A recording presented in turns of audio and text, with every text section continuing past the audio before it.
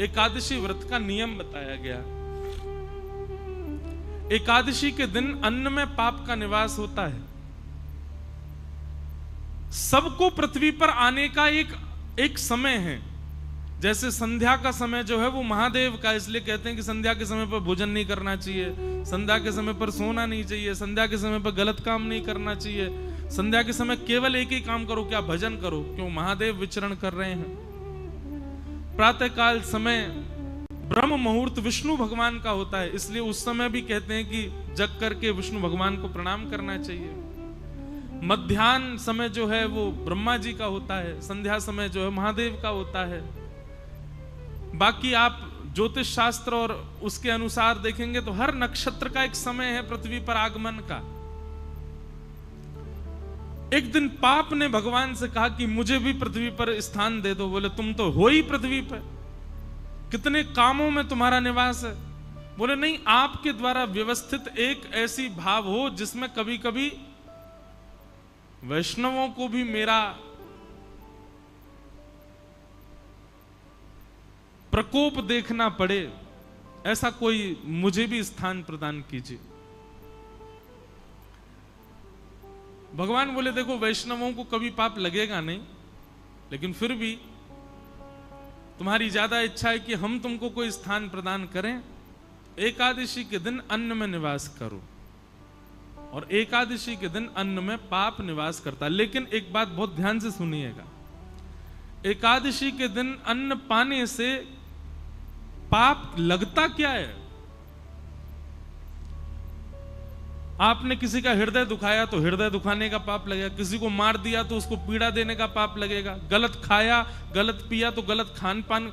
एकादशी पर क्या पाप लगता है? पाप होता कौन सा एकादशी वाले दिन? बहुत ध्यान से सुनिएगा।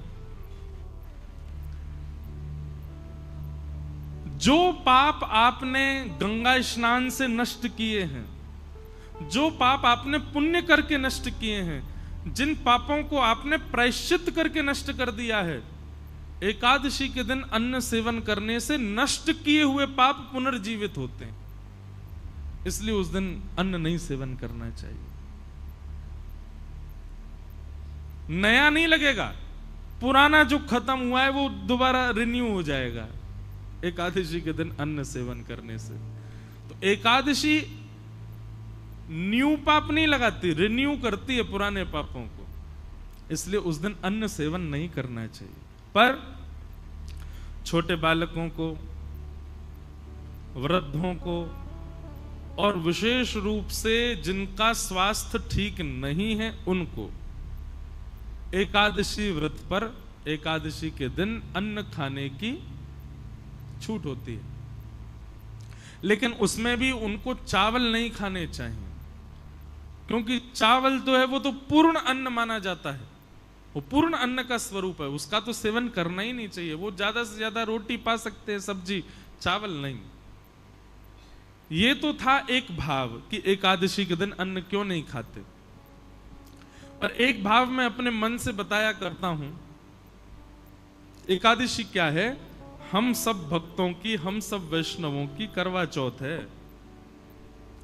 जैसे एक प्रियतमा अपने प्रियतम के दीर्घायु के लिए व्रत करती है। अब दीर्घायु है कि नहीं वो बात एक अलग है, पर एक बात निश्चित है कि हमने ऐसा देखा अपने घरों में भी, आप सब भी देखते हो कि करवा चौथ वाले दिन माताएं जब व्रत करती हैं तो उस दिन प्रियतम का प्रियतमा के प्रति, प्रियतमा का प्रियतम के प्रति कुछ क्षण ही सही प्रेम बढ़ता है, प्रेम उद्दीपन होता है। भाई आपके लिए कोई विशेष काम करे आपको अच्छा लगेगा ना। अब आपके लिए कोई व्रती कर रही बेचारी, सुबह से कुछ खाए पिए नहीं, तो मन में उसके प्रति प्रेम उत्पन्न होता है ना। ठीक वैसे ही हम वैष्णव जब अन्न सेवन नहीं करते, हम वैष्णव जब भूखे रहते हैं, हम वैष्णव जब केवल हरिनाम संकीर्तन करते हैं और बड़े प्रेम से, निष्ठा से, आनंद पूर्वक जब अन्न सेवन नहीं करते हैं, तो निश्चित है बाकी दिन आप ठाकुर जी को याद करते होंगे, पर एकादशी के दिन ठाकुर जी आपको याद करते हैं, आपका स्मरण करते हैं। इस भाव से एकादशी करनी चाहिए। ये एकादशी का भाव। दूसरी बात, भगवान को कुछ ना कुछ अर्पित करना चाहिए। बहुत ध्यान से सुनिएगा। हम लोग क्या अर्पित करते हैं? रुपया अर्पित करते हैं, धन अर्पित करते हैं, स्वर्ण अर्पित करते हैं, चांदी अर्पित करते हैं, कुछ भी अर्पित करते हैं। पर हमारे पास सबसे बहुमूल्य क्या है? हमारा जीवन, हमारी प्रत्येक श्वास, हमारा प्रत्येक क्षण, ये बहुत बहुमूल्य है। आज का दिन जो निकल गया, अब ये मेरे पूरे जीवन में कभी वापस नहीं आएगा। ये आज हो चुका, पूर्ण हो गया, बस अब ये दोबारा नहीं आएगा। ये पिछले बीते 5 दिन जो हमने कथा सुने, ये जीवन में कभी लौट करके नहीं आएंगे। ये हो चुके, इनकी स्मृति रहेगी जीवन भर। बस हमने पंढरपुर में कथा सुनी थी, पंढरपुर में कथा सुनाई थी। ऐसा बढ़िया मौसम था, ऐसे आनंद करते थे, सुबह ऐसा करते थे, शाम, बस ये स्मृति ही रहेगी आपके पास। ये दिन वापस कभी नहीं आएंगे।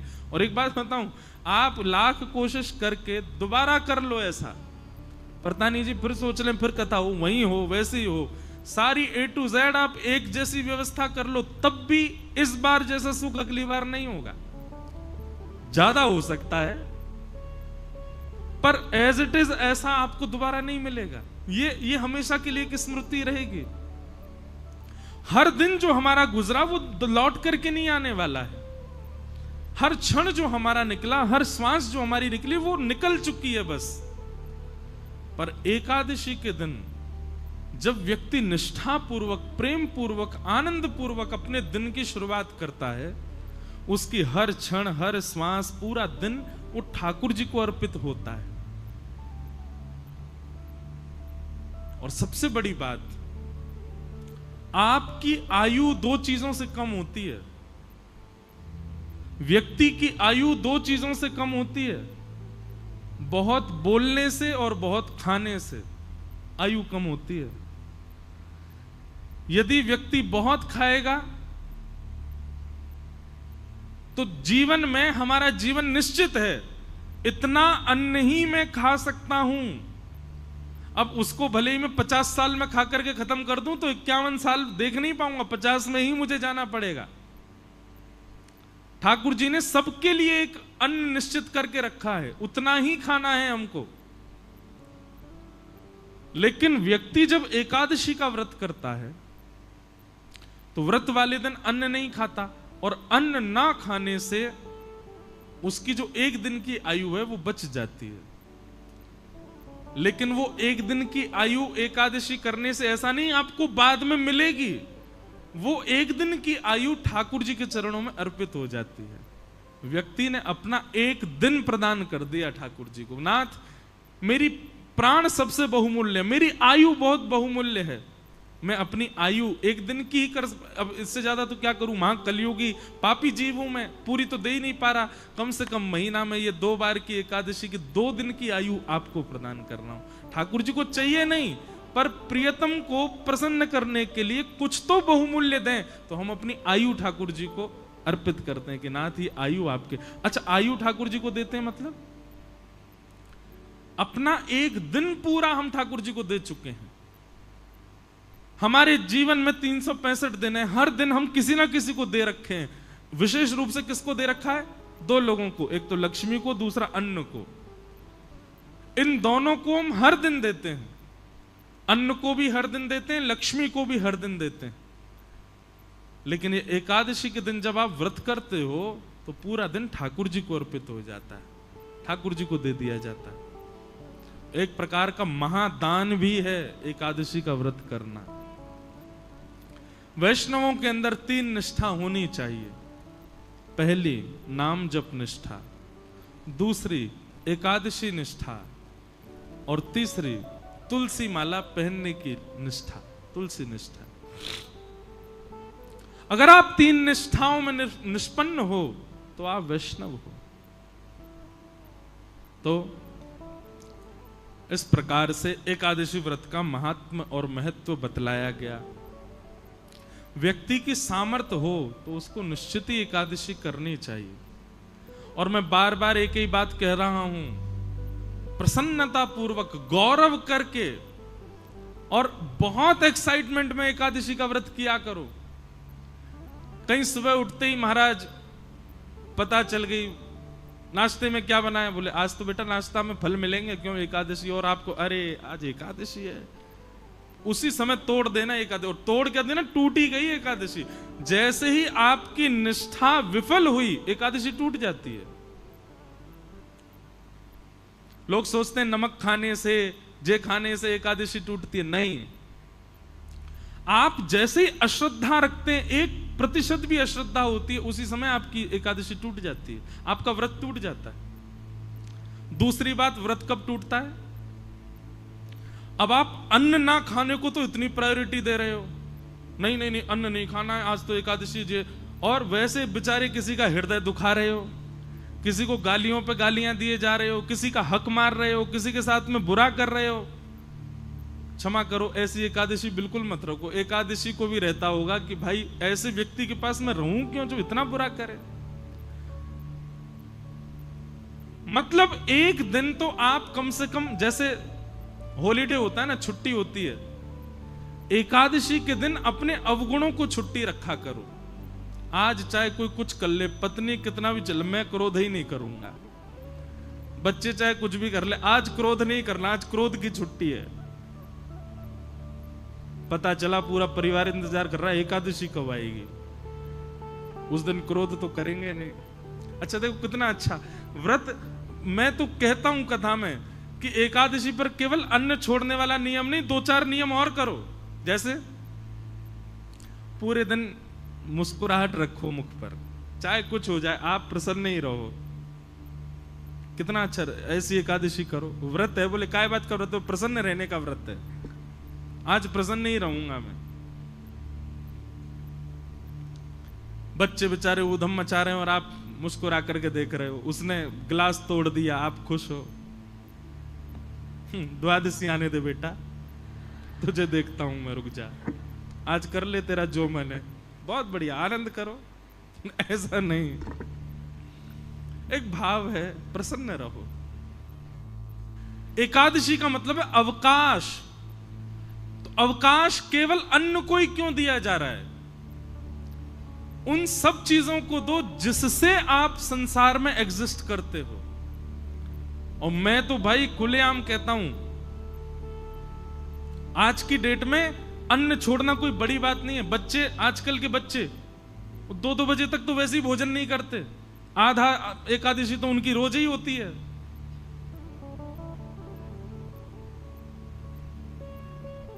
भूखा रहना कोई बड़ी बात नहीं है आज की डेट में। एकादशी का मतलब, व्रत का मतलब अपने एडिक्शन का त्याग करो। जिस समय व्रतों का निर्माण किया गया उस समय मानव का एक ही एडिक्शन था, भोजन। उसको यही रहता था कैसे भी भोजन मिले।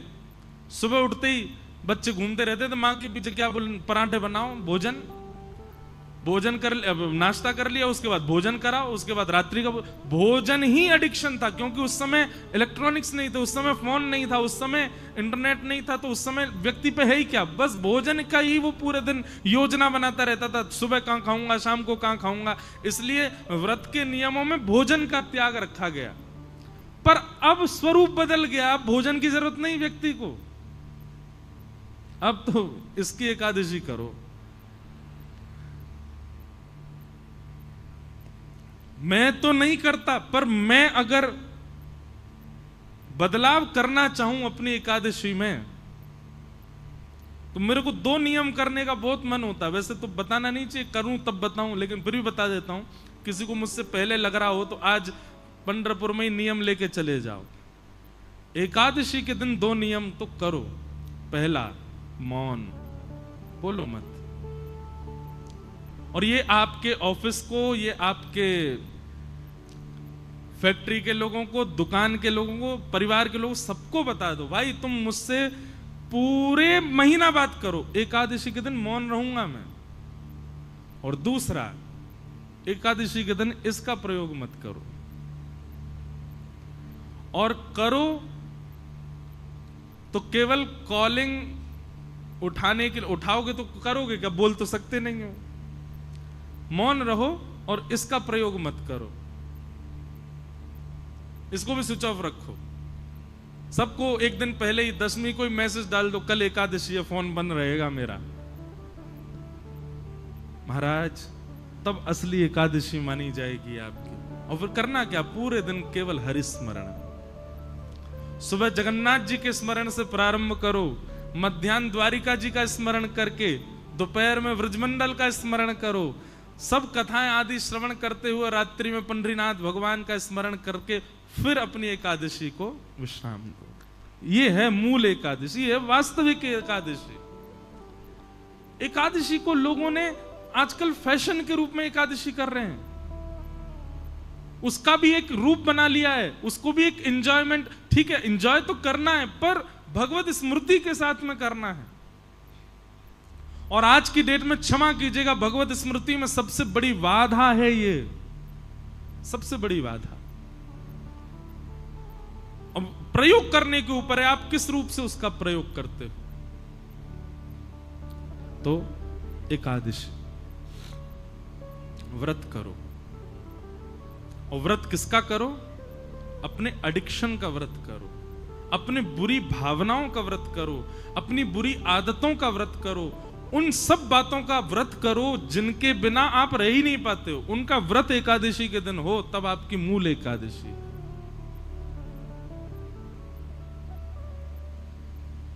और अंतिम बात, एकादशी व्रत में इतनी सामर्थ्य है कि यदि निष्ठा से कोई व्यक्ति एकादशी व्रत पालन करे तो एकादशी व्रत के प्रभाव स्वरूप एकादशी के ही दिन भगवत धाम परायण होगा उसका, वो पृथ्वी से एकादशी को ही जाएगा। और ये मैंने अपने आंखों से देखा, अनुभव किया है। बड़े बड़े भजनानंदी, बड़े बड़े वैष्णवों की आप तिथियां देखो, वो एकादशी को ही जाते हैं। और एकादशी को जाने का मतलब क्या है, स्वयं शंख चक्र गदा पद्मधारी नारायण ही उनको लेकर के गए हैं, ये इस बात का प्रमाण है। तो एकादशी व्रत में बहुत निष्ठा, एकादशी को सामान्य नहीं। पर अब बात आ जाए, हमने भी अभी शुरू की, पहले मैं भी नहीं रह पाता था, मुझे व्रत नहीं रहा जाता, पर बाद में धीरे धीरे समझ में आने लगी बातें, तो फिर रहना प्रारंभ किया। सौभाग्य करके व्रत रहते हैं।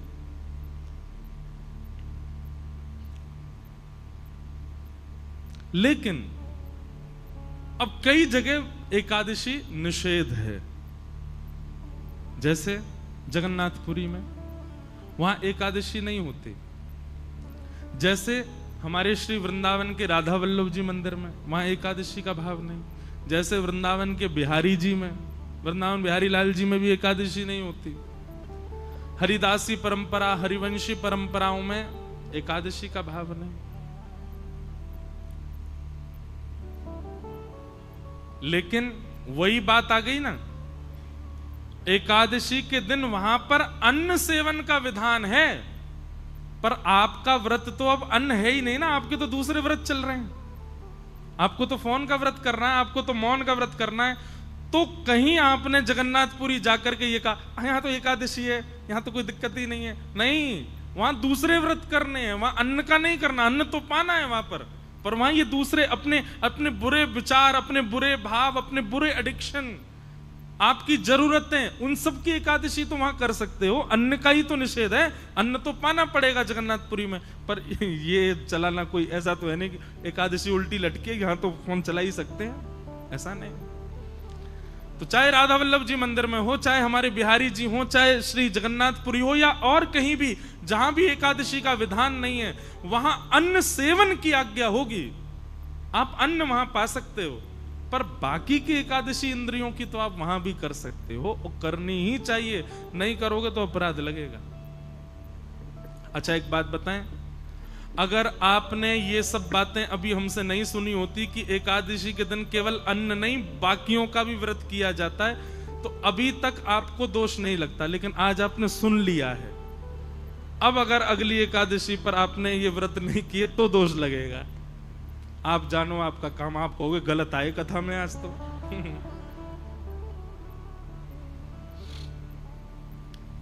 अब सुन लिया है ना आपने, अब तो आपको पालन करना पड़ेगा।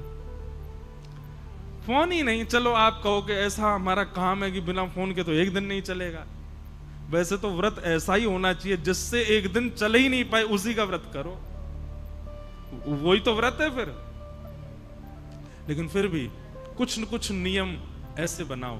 केवल जीव की क्यों होती है एकादशी?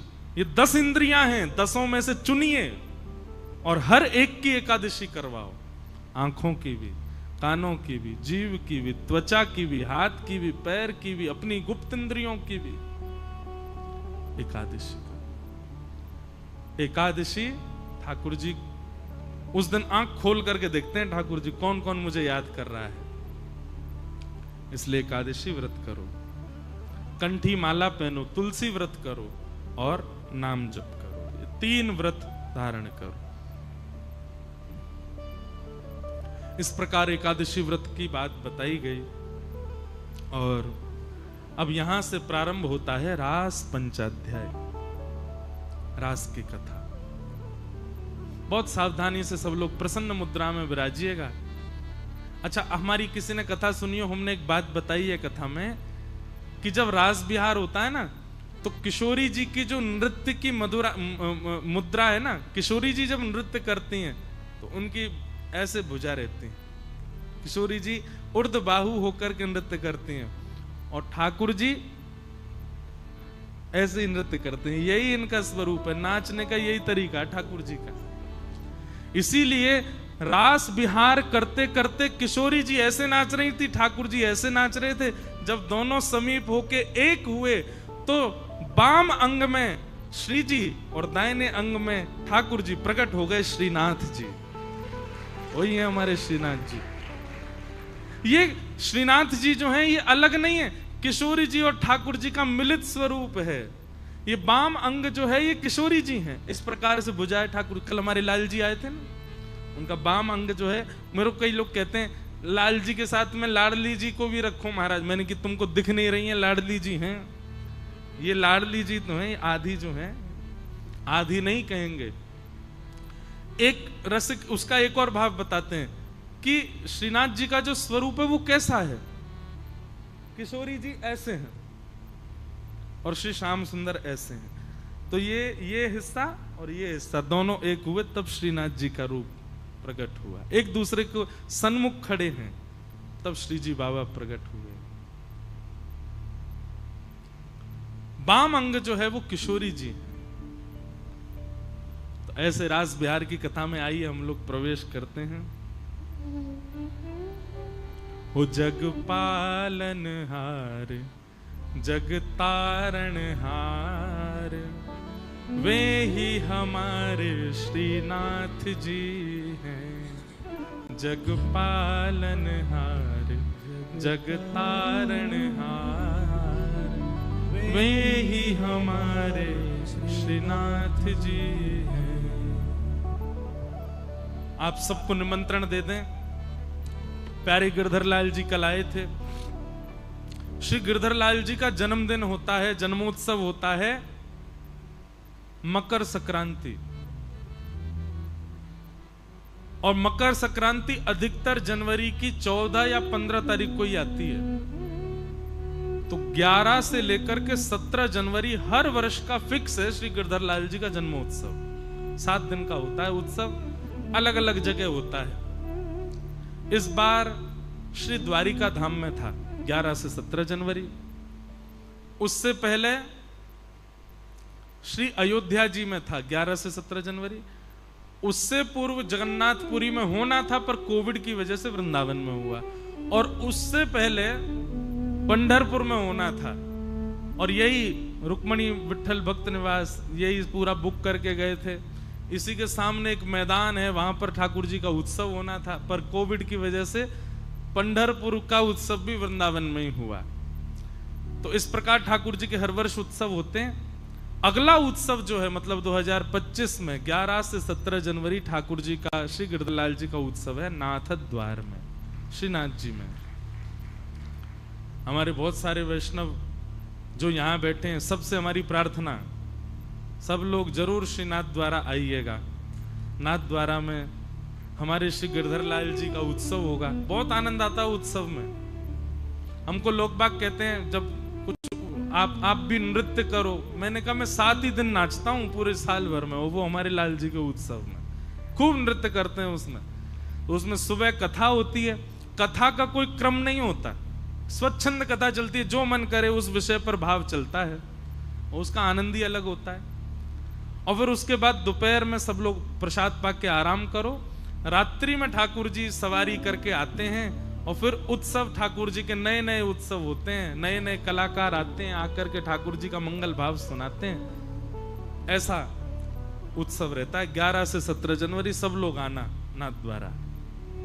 आपने बुलाया तो हम पंढरपुर आए, अब हम बुला रहे हैं आप नाथ द्वारा आना श्री गिरधर लाल जी के उत्सव में। आइए रास पंचाध्यायी में सब प्रवेश करना। अब बंधुओं ज्ञान वैराग्य आदि सब बाहर कर दो, अब तो केवल प्रेम की चर्चा है। इस विषय पर संशय उत्पन्न नहीं होना चाहिए कि ये कैसी लीला, इसलिए बहुत ध्यान पूर्वक सुनिएगा। भगवान पिता रात्रि शरदोत्फुल्ल मल्लिका विक्षरन्तुं मनश्चक्रे योग मायाम उपाश्रित।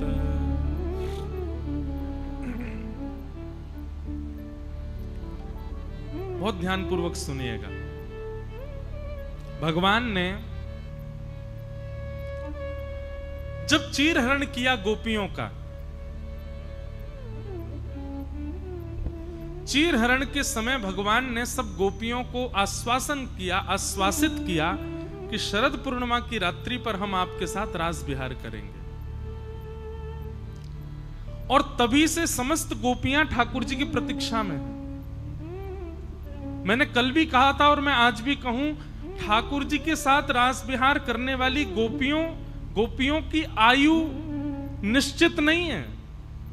छोटी से छोटी गोपी भी है और बुजुर्ग से बिना दांत वाली गोपियां भी रास में हैं, जिनको 4 गोपियां पकड़ के लाई हैं, वो चलना भी नहीं आता उनको, चला भी नहीं जा रहा है। ऐसी वृद्धा गोपियां भी ठाकुर जी को अपना प्रियतम मानती हैं।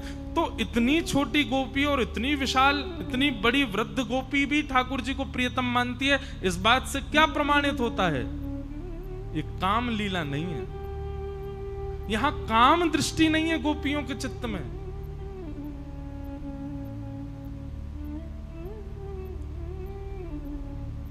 ठाकुर जी का स्वरूप बड़े से बड़े बुजुर्ग हो, छोटे से छोटे, सबको प्रिय लगता है, क्योंकि ठाकुर जी काम मर्दन ठाकुर हैं। वो काम को टिकने नहीं देते, उनके प्रति भाव वैसा प्रकट ही नहीं हो सकता।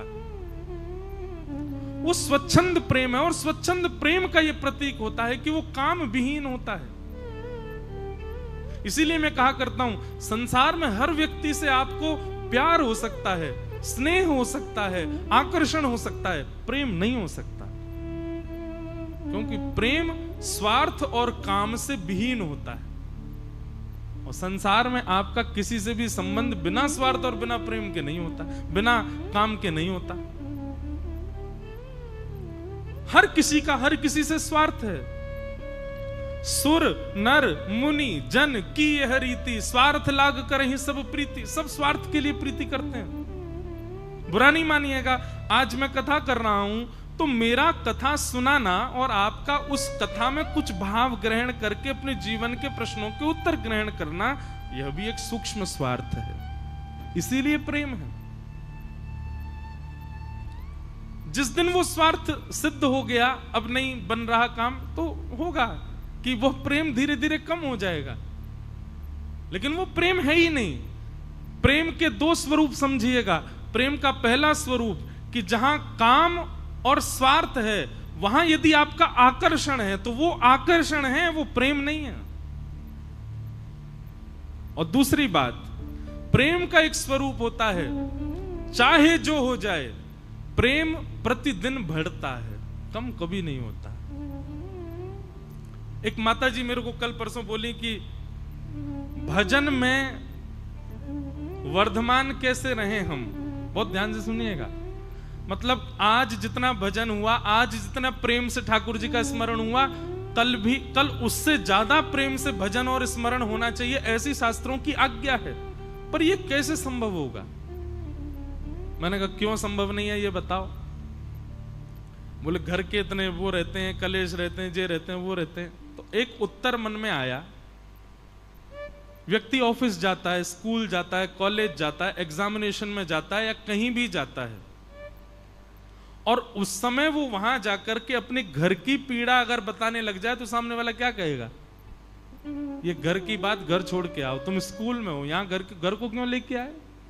ऑफिस में जाके कहे बॉस मैं आज लेट हो गया, मेरे घर में ऐसे ऐसे, बॉस कहेगा घर की बात मैं क्यों जानूं, मैंने तुमको समय दिया है, सैलरी दे रहा हूं, अपने समय से आओ, घर की चीजें यहां लेकर के मत आओ।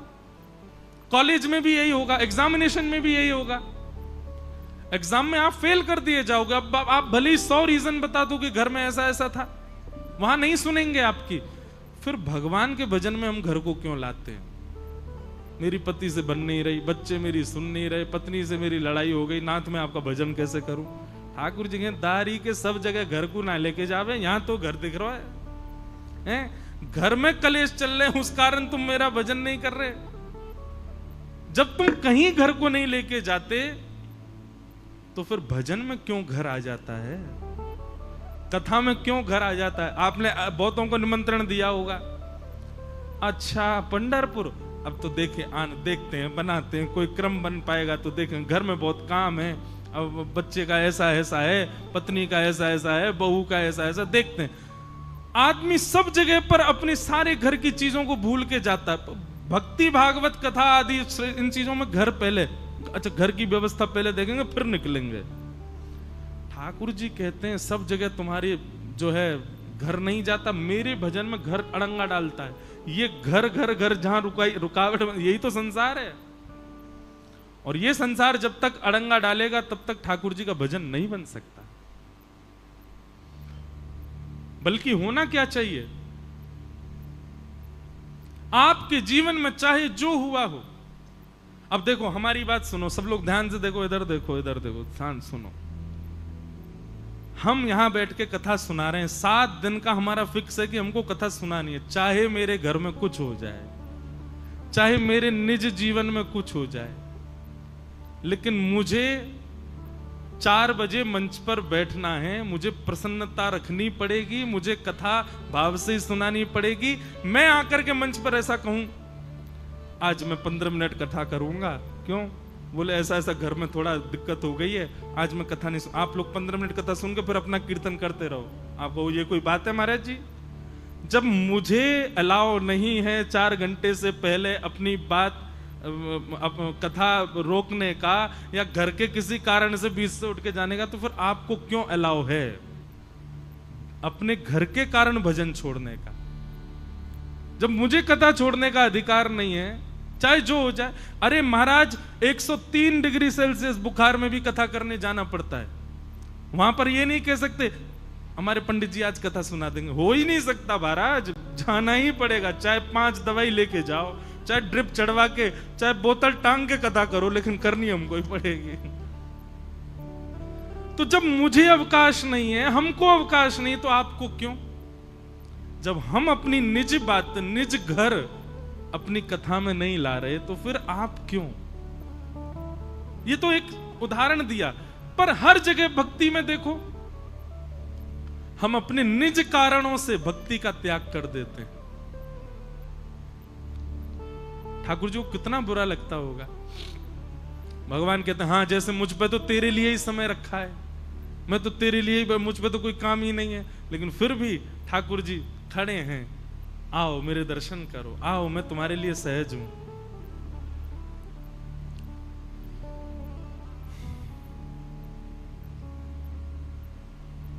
तो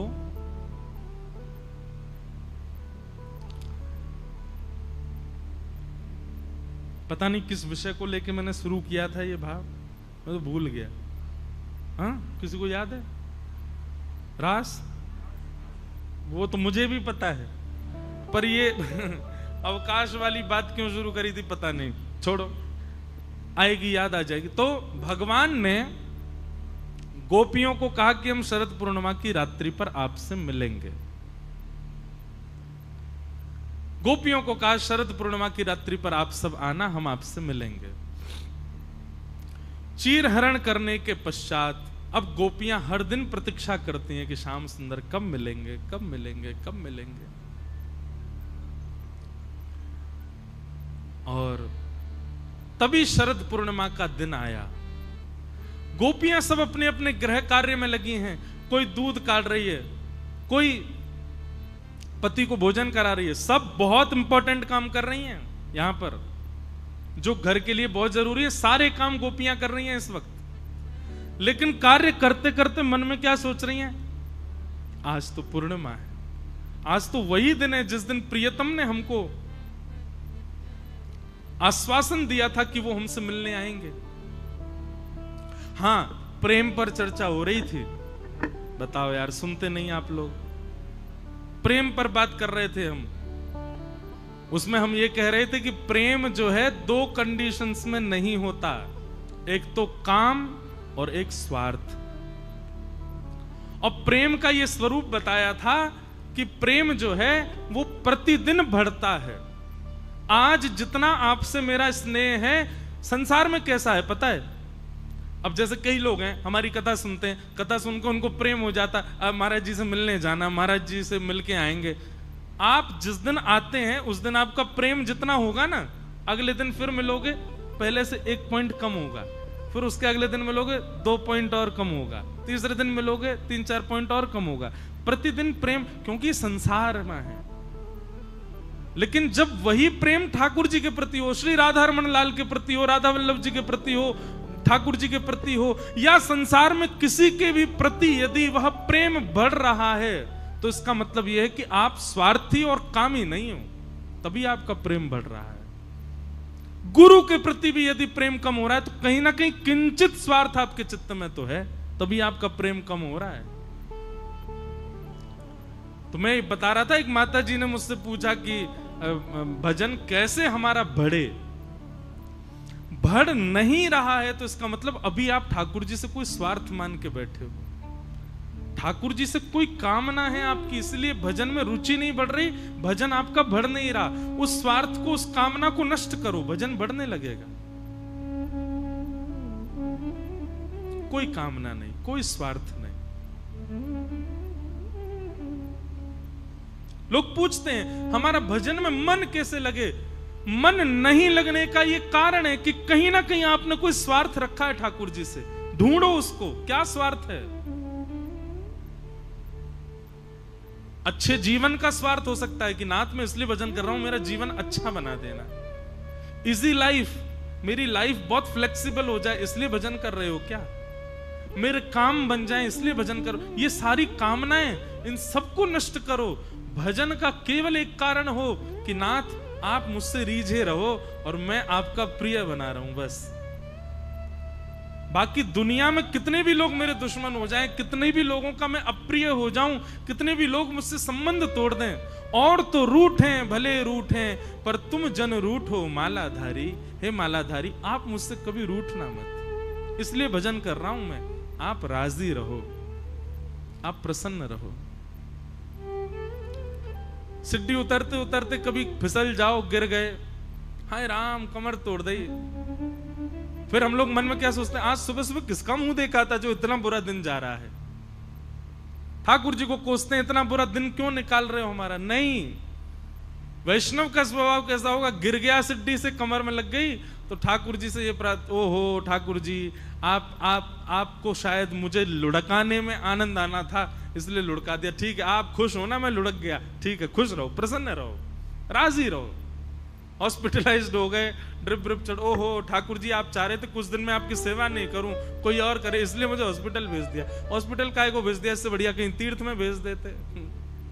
ऐसी विचारधारा देने वाली हर वस्तु ठाकुर जी के द्वारा जो आपको मिली है, उसमें एक सद्भाव हो, ठाकुर जी की प्रसन्नता, ठाकुर जी की राजी विद्यमान हो।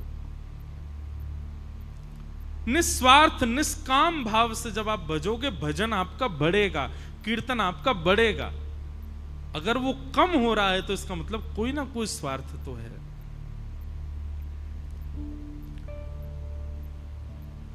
गोपियां अपने बहुत जरूरी कार्यों में लगी हैं, लेकिन तभी शरद पूर्णिमा का चंद्रमा उदित हुआ और जैसे ही गोपियों को वो चंद्रमा दिखाई दिया, गोपियां व्याकुल हो गई। ये तो वही तिथि है, ये तो वही दिन है जिस दिन श्याम सुंदर को हमसे मिलना है।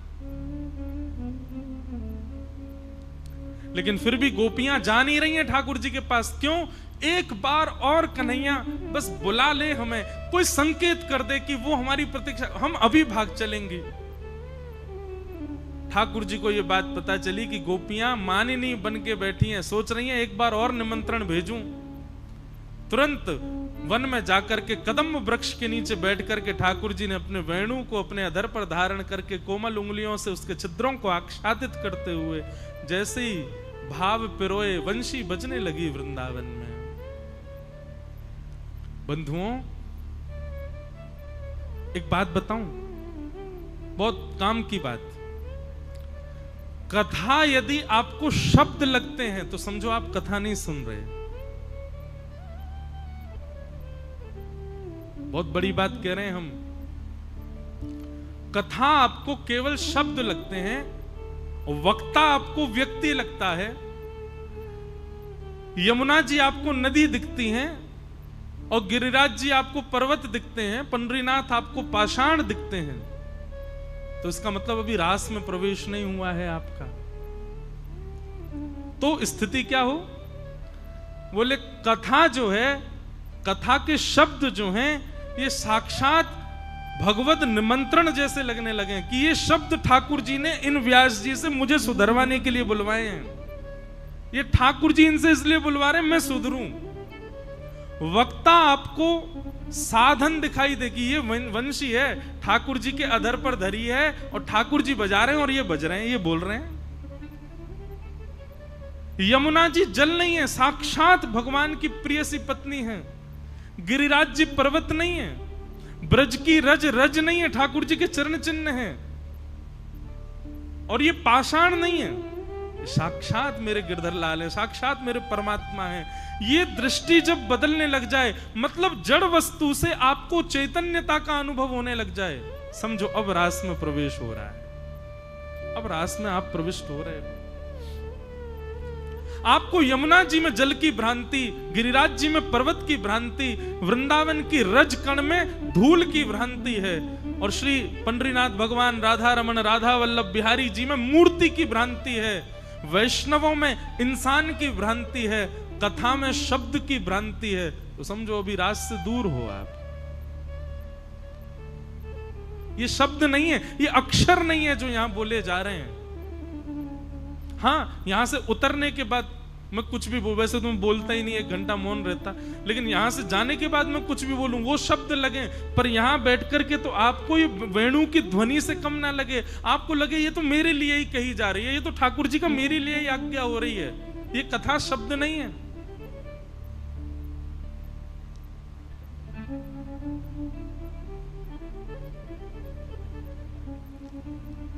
वेणु जैसे ही बजी, अब कृष्ण प्रेम जिनके चित्त में नहीं था उनको तो लग रहा है कि कन्हैया बंसी बजा रहा है, लेकिन जिनके भी चित्त में कृष्ण प्रेम है उन सबको ध्वनि सुनाई नहीं दे रही है। उन सबके कानों में ध्वनि जाकर के मानो कह रही हो, अरे गोपी जल्दी चल, तेरा इंतजार कर रहा हूं मैं। और वो ध्वनि सुनकर के ऐसी उतावली होती है, जिस कार्य में लगी है वहीं छोड़ करके भागती है ठाकुर जी के पास। समझ में आई बात?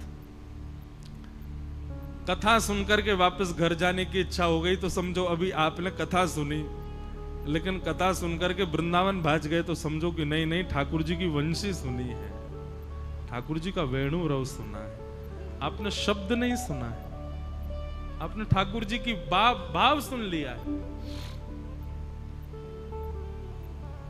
भाई मेरी कथा ज्यादा सुना मत करो, नहीं तो मैं आपके घर बार सब छुड़वा दूंगा और अपने संग ही रख लूंगा।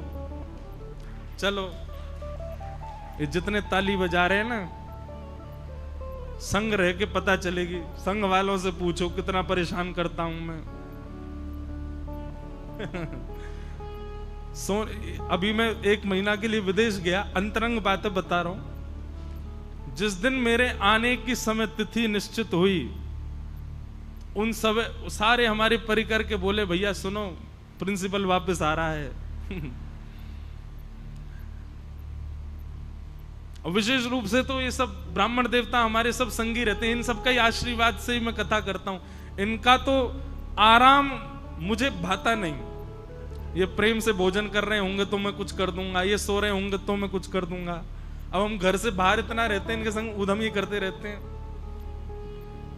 लेकिन ये बात सत्य है, मैं भी इतनी कथा कर करके मेरी स्थिति भी ऐसी हो गई कि मेरा मन तो करता है कि मैं घर जाऊं, पर घर जाती हूं कि कब भागूं यहां से, कब चलूं बाहर, फिर से कथा करने जाऊं, अब नहीं रुक पाता घर। तो मैं तो भैया कहूं, अभी आपको एक पहले ही कह दे रहा हूं, ज्यादा मत सुन लेना, नहीं तो आप संसार के लायक रह नहीं पाओगे, फिर आप ठाकुर जी के ही रहोगे। और सुनिए, अगर ऐसी स्थिति हो जाए तो परेशान मत होना, आ जाना हमारे पास। बढ़िया नई नई जगह कथाओं में चला करेंगे, बढ़िया आपको भी कोई ना कोई सेवा दे देंगे। और सबसे बढ़िया सेवा तो कथा बैठ के सुनो। एक बालक है यहाँ पे, कहाँ है वो, बाइक से घूमता है, हाँ, वो नासिक की कथा से अभी तक सब छोड़ दिया, घर परिवार सब छोड़ छाड़ करके सब कथाओं में आ जाता है अपने खर्चे। मैंने भाई कैसे चल रहा है तुम्हारा, बोले सब ठाकुर जी कर रहे हैं। तो भैया सावधान रहिएगा, नहीं तो सब छूटने की पूरी पूरी गुंजाइश है कथा में। गोपियां सब छोड़ करके भागी, कोई अपने पति को भोजन करा रही थी, कोई अपने बालक को सुला रही थी, कोई दूध काट रही थी, कोई सीरा बना रही थी। और जिस सिचुएशन में जो जहां थी वहीं से ही भागी है ठाकुर जी के पास। ये भी विचार नहीं किया पति क्या सोचेगा, अरे बालक का तो सुलाना मां का धर्म है, उसको भी छोड़ के चली गई। घर परिवार के कार्य होते हैं, अरे कहां तक कहें, नारी का सौभाग्य श्रृंगार है। कोई गोपी अपना श्रृंगार कर रही थी, आधा ही श्रृंगार हुआ था कि वेणु की ध्वनि आई, आधे श्रृंगार में ही भाग गई। ये भी विचार नहीं किया पूरा तो कर लूं। ठाकुर जी जब चित्त में विराजमान हो जाते हैं तो ऐसी स्थिति हो जाती है, फिर आपको यह नहीं रहेगा कि मैं संसार की व्यवस्था को व्यवस्थित करके जाऊं। असली तीर्थ जाना, असली वृंदावन आना तभी समझिएगा जब आप जैसा है वैसा ही सब छोड़ के आ जाओ। अरे 5 दिन का काम एक ही दिन में निपटा दिया कि 5 दिन मुझे कोई तंग नहीं करेगा। घर परिवार के सब काम फिक्स कर दिए, इसका ये कर दिया, इसका ये फिक्स करके सब कुछ जाना, ये नहीं होता वृंदावन जाना। वृंदावन जाने की तो मैं तो सत्य बताऊं, जाने की टिकट निकलवाया करो, लौटने की नहीं। लौटने की वहां जाके देखेंगे क्या होगा। ठाकुर जी के अगर ऐसी इच्छा हुई, मन नहीं लगा वृंदावन में, तो ये समझ जाना कि ठाकुर जी कह रहे हैं अब जाओ वापस, और नहीं तो वृंदावन में पड़े रहो, आनंद आएगा। सब कुछ समेट करके जाना ठाकुर जी के पास, ये ठाकुर जी के पास जाना नहीं होता। जो जैसा है वैसे ही छोड़ के भागो ठाकुर जी के पास। एक हनुमान जी का एक मंदिर है मध्य प्रदेश में। एक व्यक्ति की हनुमान जी में बड़ी निष्ठा, नित्य हनुमान जी का दर्शन करता था, और हनुमान जी को जैसे ही देखता था उसकी ना जाने क्यों 2-4 घंटे की समाधि लग जाती थी मंदिर में ही। उस व्यक्ति का पुलिस में सिलेक्शन हो गया। अब थाना जो था वो हनुमान जी के मंदिर के बिल्कुल बगल में। थाना जाने से पहले कौन बोल रहा भैया वो शांत हो जाए। और थाना जाने से पहले हनुमान जी को प्रणाम कर दो। हनुमान जी को प्रणाम करते ही आधा दिन तो वहीं बैठा रहता, तो आधा दिन बाद जाता तो फिर इंस्पेक्टर डांटते उसको, ए भाई ये तू गलत करता है, आधा दिन तुम पूरा कहां निकाल के आते। बोले मैं रहता तो यही हूं, पर मेरी हनुमान जी को देख के समाधि लग जाती है। सब लोगों ने खूब डांटा फटकारा, बड़े अफसरों ने कह दिया कल से तूने ऐसा किया तो हम तुझे नौकरी से निकाल देंगे। उसने कहा ठीक है, कल मैं हनुमान जी को देखूंगा ही नहीं, मैं ऐसे ही आ जाऊंगा। अब वो जैसे ही अपने स्टेशन पर जा रहा था, पुलिस स्टेशन, तो बगल में हनुमान जी हैं। अब बेचारे ने खूब आंख बचाने की कोशिश करी, नहीं देखूं नहीं देखूं नहीं देखूं, पर दृष्टि उसकी चली गई। और जैसी दृष्टि गई, अब उसने कुछ विचार नहीं किया क्या होगा मेरी नौकरी आदि का, वहीं छोड़ के अपना साधन और भीतर जाके हनुमान जी के पास बैठ गया, रोने लगा। बोले नाथ मेरा संसार तो छूट ही रहा है, आपका इतना भजन करता हूं मैं, पता नहीं क्यों आपको देखते ही मेरी समाधि लगती है, पर मेरा घर बार कैसे चलेगा नाथ? अब संसार में भेजा है तो घर बार चलाने के लिए भी तो भेजा है ना आपने, वो कैसे सब होगा? बैठा रहा, और दिन तो 4 घंटा बैठता था, आज 8 घंटा बैठा रहा हनुमान जी के सामने। 8 घंटा बाद उसको लगा अब नौकरी तो मेरी चली गई, आज तो मैं निकल जाऊंगा। शाम हो गई थी, मंदिर से बाहर निकल, सत्य घटना है ये, वो हनुमान जी का मंदिर प्रसिद्ध है। तो जैसे ही शाम हो गई तो अफसर निकल करके बाहर आया, बोला अब मेरी नौकरी तो चली गई, वो मुझे निकालें उससे पहले मैं ही मना कर देता हूं कि भाई मुझसे नौकरी नहीं हो रही, आप मेरी वर्दी वापस ले लो। अंदर जाकर के अफसर बैठे थे, उससे जाके उसने कहा महाराज मुझसे नहीं हो पाएगा, ये नौकरी तो मेरे बस की बात नहीं है, आप वर्दी ले लो। बोले क्यों, क्या हो गया? बोले देख नहीं रहे आप, मैं ड्यूटी पे नहीं आ पाता, मैं कोई काम ढंग से नहीं कर पाता, कैसे करूं? इतने दिन हो गए मैं एक भी दिन समय पे नहीं आया। बोले आज तो भाई तू हमारे संग खूब बढ़िया आनंद करके आया है, आज तो सब ठीक था, बस ऐसे ही करना, जैसे आज किया वैसे ही करना रोज। बोले आज किया वैसे ही करना मतलब? आज तो मैं आया ही नहीं ड्यूटी पे। बोले तुम पागल हो गए हो, कुछ खा पी के आ गए हो क्या? क्या बोल रहे हो आए नहीं? जेल में बेचारा एक आदमी फूटा पड़ा था, बोले देख कितना मारा तूने इसको, इसके बाल पकड़ के खींच के लाया, इतने दिन से ढूंढ रहे थे इसको, तूने ही पकड़ा आज, और तू कह रहा है कि मैं आज आया नहीं। उसके आंख भर आई, बोले महाराज सत्य बता रहा हूं, मैं आज सुबह से मंदिर में ही बैठा था, मैं तो आया ही नहीं हूं स्टेशन पर। सब इकट्ठे हो गए, बोले तू नहीं आया? तो बोले ये तो हमारे संग गया है, सब किया है, सब ऐसा हुआ है। तुरंत दौड़ करके गया, हनुमान जी के जाके चरणों में प्रणाम किया, अफसर को बताया, बोले आज मेरी लाज बचाने के लिए मेरी जगह नौकरी करने हनुमान जी आए थे, और यही करके लाए महाराज सब कुछ। तब से उनका एक नाम भी है कुछ, कौन से, कोई नाम बोला क्या? एक हनुमान जी हैं मध्य प्रदेश में,